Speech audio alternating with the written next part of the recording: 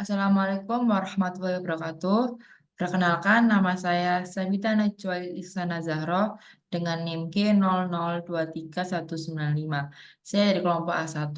Di sini saya akan menjelaskan tentang laporan praktikum anatomi blok 2.2, blok sistem kardiorespirasi.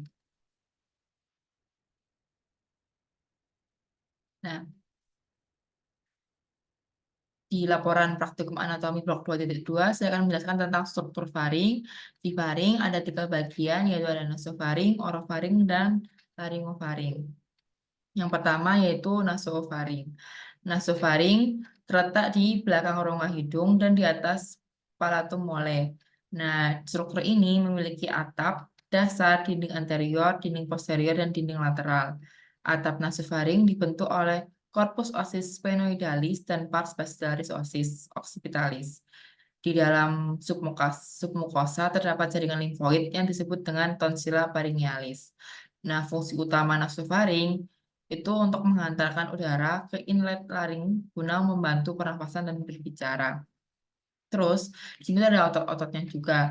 Otot-otot di daerah ini itu untuk membantu menjaga keseimbangan dan ventilasi ke telinga tengah dengan membuka dan menutup tabung eustachius. Kemudian yang kedua itu ada orofaring. Orofaring ini terletak di bagian tengah faring di belakang rongga mulut antara palatum mole horizontal dan batas atas epiglotis. Orofaring berfungsi sebagai jalur bagi makanan dan udara.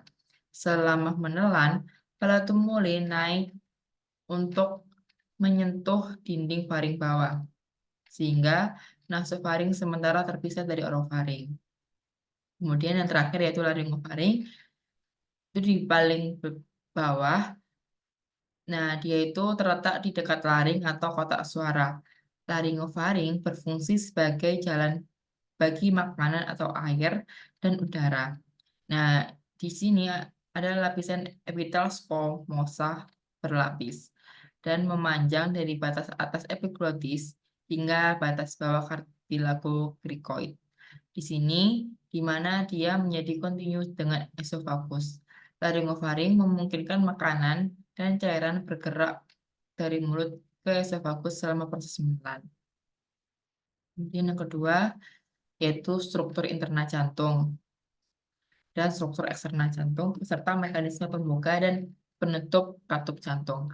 Nah, yang pertama yaitu struktur interna jantung. Di struktur interna jantung itu ada ruang jantung. Jantung memiliki 4 ruang, yaitu 2 atrium atau serambi dan 2 ventrikel atau bilik. Atrium ini berfungsi sebagai tempat penampungan darah, sedangkan ventrikel berfungsi sebagai pompa. Septum, terus kemudian ada septum, yaitu dinding yang memisahkan atrium dan ventrikel kanan dan kiri. Yang itu disebut dengan septum. Terus yang ketiga itu ada katup jantung, yaitu dia terdapat 4 katup yang mencegah aliran balik darah dan menjaga agar darah mengalir ke tempat yang dituju. Kemudian katup-katup ini adalah katup tricuspid, katup pulmonal, katup mitral, dan katup aorta.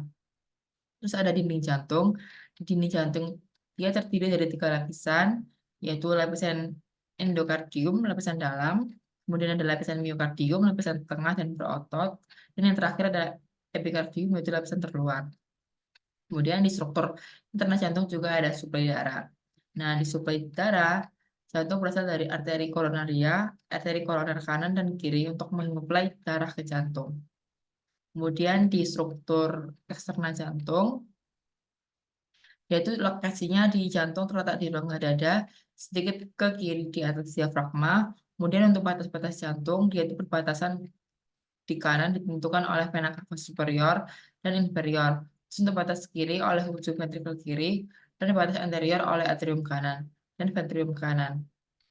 Dan batas posterior oleh atrium kiri dan 4 vena pulmonalis. Kemudian untuk perikardium, jantung dikelilingi oleh perikardium yang terdiri dari 2 lapisan, yaitu perikardium visceralis atau epikardium dan perikardium parietalis. Nah, di antara kedua lapisan ini itu terdapat cairan perikardium yang berfungsi sebagai pelumas untuk mengurangi gesekan. Kemudian untuk mekanisme pembuka dan penutup katup jantung. Nah, katup yang pertama yaitu AF atau disebut juga dengan katup atrioventricular. di katup anterioventrikuler pada pembukaannya itu bakalan membuka selama fase diastolik ketika tekanan di atrium lebih tinggi daripada di ventrikel. Nah, hal ini memungkinkan darah mengalir dari atrium ke ventrikel. Kemudian untuk penutupannya, ketika ventrikel berkontraksi selama sistolik, tekanan di ventrikel meningkat. Terus dia bakal mendorong katup AF dan ini bakalan mencegah aliran balik darah ke atrium. Terus ada otot papilaris dan otot chordae tendinae. Berperan dalam menjaga katup tetap tertutup selama kontraksi ventrikel. Ini yang kedua yaitu ada katup semilunar atau aorta dan pulmonalis. Di katup semilunar untuk pembukaannya yaitu katup semilunar membuka ketika tekanan di ventrikel kanan dan kiri melebihi tekanan di arteri pulmonalis. Dan aorta selama ventrikel berkontraksi dan mengosongkan isinya. Kemudian untuk penutupannya yaitu katup semilunar menutup ketika ventrikel relaksasi dan tekanan di ventrikel turun di bawah tekanan di arteri pulmonalis dan aorta. Penutupan katup ini untuk mencegah darah mengalir kembali ke ventrikel. Kemudian yang selanjutnya yaitu diafragma dan mediastinum. Dan untuk diafragma sendiri, diafragma itu berbentuk seperti kubah dan dengan permukaan atas yang cembung ke rongga dada dan permukaan bawah yang cekung ke rongga perut. Kemudian untuk komposisi terdiri dari jaringan otot berserat yang memungkinkan kontraksi dan relaksasi. Terus di bagian diafragma juga terdiri dari centrum tendineum, yaitu di bagian tengah dari tendon. Kemudian ada bagian otot yang mengelilinginya.